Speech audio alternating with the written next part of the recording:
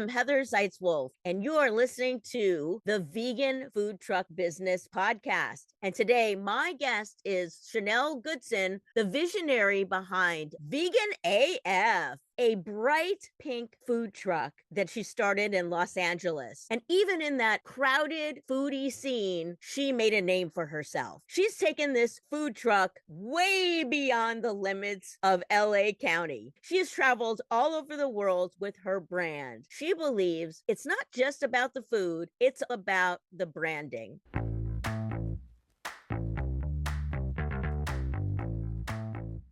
I'm so excited to have Chanel here today from Vegan AF, and I think people know what that means. We're going to learn all about Chanel's journey as a food truck owner and what she's up to, some exciting things. So, Yeah. Chanel, how long ago did you get started? It's been 4 years. It's been quite a journey. This is going into year 5. Vegan AF is much bigger than a food truck. It's a brand. It's an expression. I came up with the concept of Vegan AF because I was vegan. I've been vegan for over 10 years, about 12, 14 years. People would never believe me that I was vegan. Being a Black woman, grew up in a Black family, I'm always say, no, I'm vegan AF. When I came up with the idea, I knew this had to be the name because it was a way to express myself. I love that you've got a brand around it. Of course, Pinky Cole, who started Slutty Vegan, Yeah. she was a marketing person and she's built an empire around it, which is so exciting. It started with that idea, that brand. I love this because as a food truck, vegan separates you, but there has to be something else. There's got to be something that's going to pull people in, especially the non-vegans, because Absolutely. for me, my passion is getting as many people to go vegan or at least try vegan. And vegan food trucks, it's so important to me that they stay alive because they really are giving people an opportunity to try veganism. People think it's elite and it really isn't. Where did you start the food truck and had you been a chef before? My background was in marketing and branding. I used to do marketing for like restaurants. I had a heavy corporate background and no food experience from Chicago. And my recipes were like actually designed, created in Humble Park, which is the neighborhood on the west side of Chicago. The whole concept came about because of my experience with marketing. I wanted it to be bold. I wanted it to be pink. I wanted it to be in your face. I wanted you to laugh when you read my menu. I wanted you to engage with it. Notice I don't say food truck, I say a brand because I designed it to speak for itself. It started in LA, but kind of accidentally has now kind of evolved into like this worldly kind of known name, which is so fascinating to me because I have toured the brand all over. We've been to different cities. We've toured in London twice, Ghana, Toronto, South Africa. It's been so unique seeing the fascination about something that I started way back in Chicago in a little home in Humboldt Park. But it's been an interesting journey, but no food experience.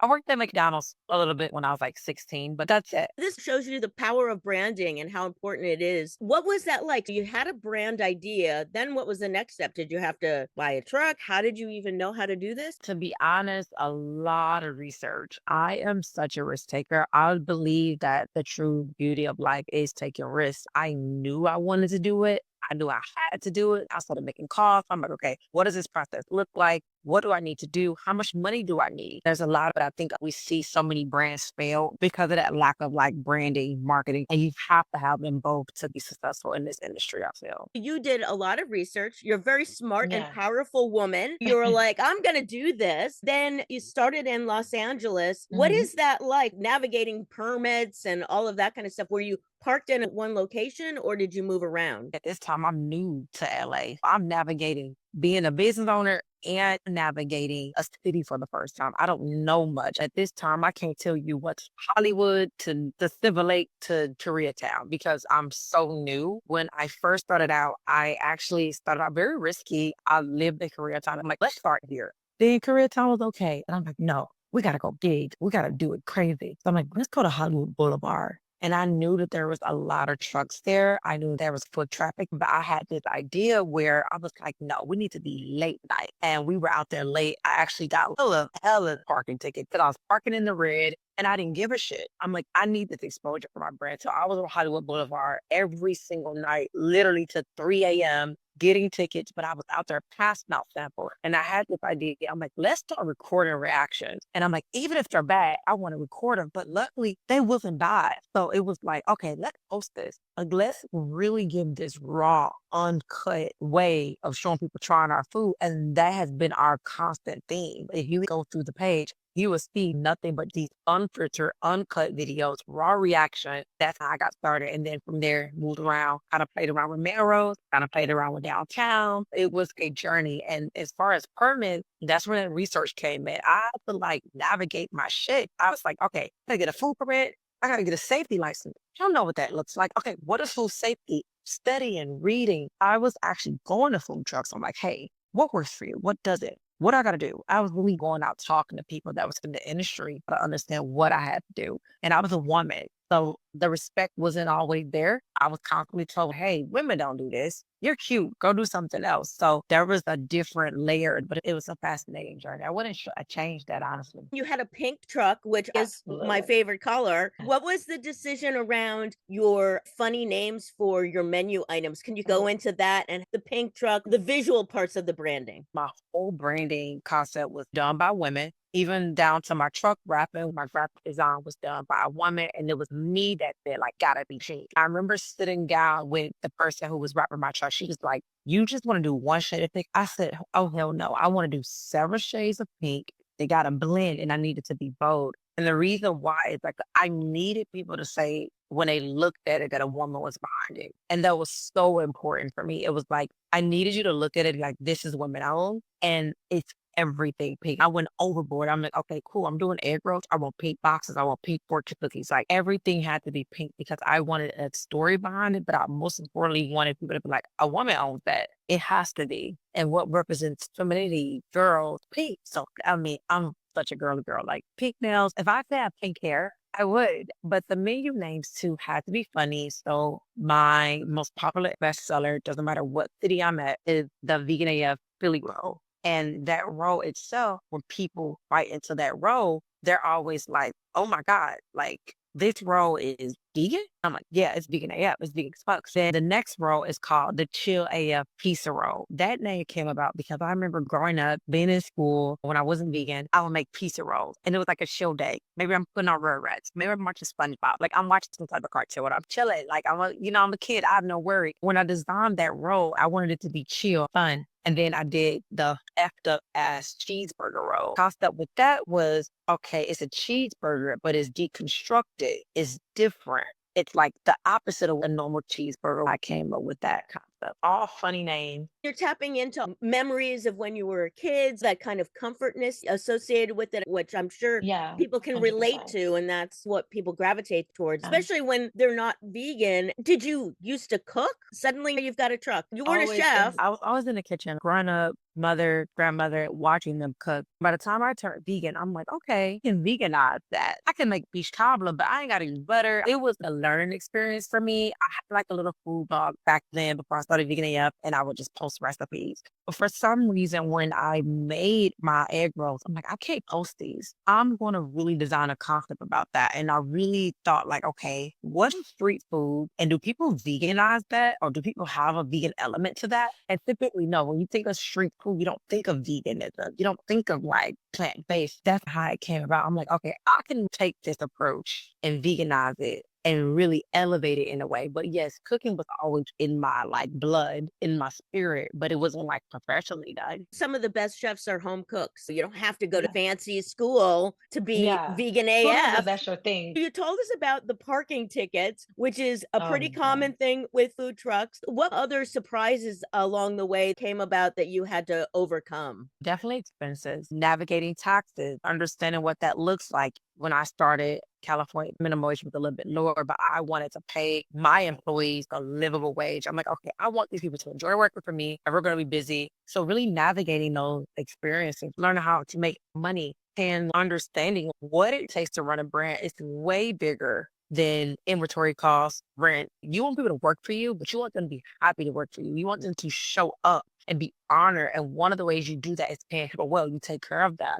And I trust in God and my faith saying, I don't have all the resources, but give me everything that I need to pay people well. First year being open, I paid a lot. 6 months in, I spent about 60, 70K on payroll. I was paying people well. We were busy. And I wanted them to show up for me and I needed their help. It really does cost. If you want to be a boss, it costs. That's one of the issues I see when they start a business. They're very passionate about what they do. Oftentimes, they've been the one who's been doing the work. But if you want to grow your business, you have to step out of that role and let other people take over so that you can become the manager, the visionary, not stuck in the weeds. People get into it and they're like, I didn't know I was going to have to manage people. Right away, you were like, okay, I know to grow this, I'm going to have a team. Yeah, 'cause quite quickly, like me being on Hollywood Boulevard at 3 a.m., that got me into my first Eater LA article. Shout out to Matt. He's still messing with me to this day. Shout out to Matt, one of the head editors at Eater LA. That got me in my first article. Then the book was came. The celebrity clients. I've been quite fortunate, but that doesn't mean that this journey was easy. It has been difficult. We see vegan restaurants come and go all the time. You've started this brand, you're getting in these blogs, you had Yeah. celebrities coming to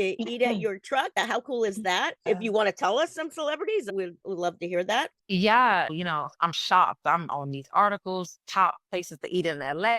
I'm the only Black food truck. I remember being from Chicago. I don't know what it was, but I was number 5. And above me was a real respected chef who's not vegan. She runs the restaurants out of Chicago called Girl and the Goat, Little Goat. She opened in LA. And I was listed like under her. I was like, wait, me? I was the only food truck on this list. I've been so honored to get those type of mentions and I don't take them for granted. But it's just proof that like that dedication, that hard work, that pushing through, more so innovation. My concept isn't a concept that is kind of out there, right? I do egg rolls and these variety of the kind of fried and like now you kind of are seeing a little bit of more egg roll places out there. But at the time it wasn't a thing. And I designed a whole concept on these luxury burrito sauce monster egg rolls and banana pudding and expensive lemonade. The celebrities came organically. I think it was more like, I want this girl. Her brain is on point. I always tell people this. People eat with their eyes first, not their stomachs. Everything needs to be on point and it needs to be something that people want to Instagram about. I kept saying that. If I don't get my branding right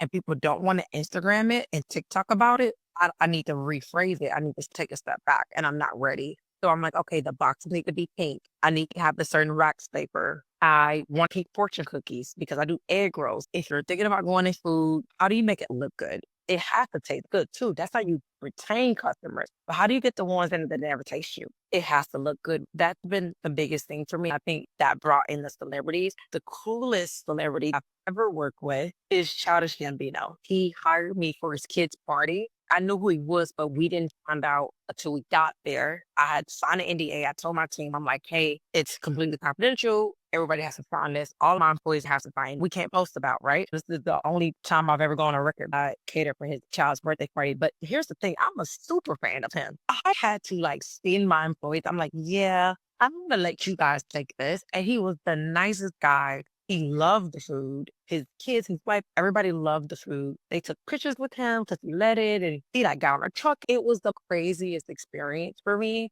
and probably the coolest one. I know that you've got some plans. Would you mind telling us about that a little bit? I am currently in Miami. I'm still going to be operating in LA, but we're coming to a new city. Miami was our first tour stop that we've ever done. I'm announcing it here. How exciting. Now, are you in South Beach or where in Miami? At this time, I can't tell you, but we're going to pop up Miami and add to the vegan scene out here. There are some very vegan friendly places in Miami. Any last words of advice for someone who's wanting to start a food truck? I'm up with a phenomenal, and excuse me, a fucking phenomenal marketing plan. That has to be key. I don't give a shit if you think that your grandmother's recipes are going to make you millionaires and everybody told you in the neighborhood that it's good. That doesn't matter. And I would just want to be straight up. That does not matter. Your food tasting good is the least important element. And people are going to say I'm crazy, but it's not. What is your marketing strategy? Who is your demographic? Who are you targeting? How much are they spending? Figure that out first, then work on getting the money. The money will come. If you really want to start a business, you can actually come up with a good game plan to start a business. That's the easier part. But what is your marketing strategy going to look like? Come up with that and be extremely detailed about it. I love that. Yeah. Chanel, thank you so much for being on the show. How can people find you? We're on Instagram, which is the Vegan Air Food Truck. You can't miss it. And then I have my personal Instagram, Chanel Coco, COCO5, spelled out,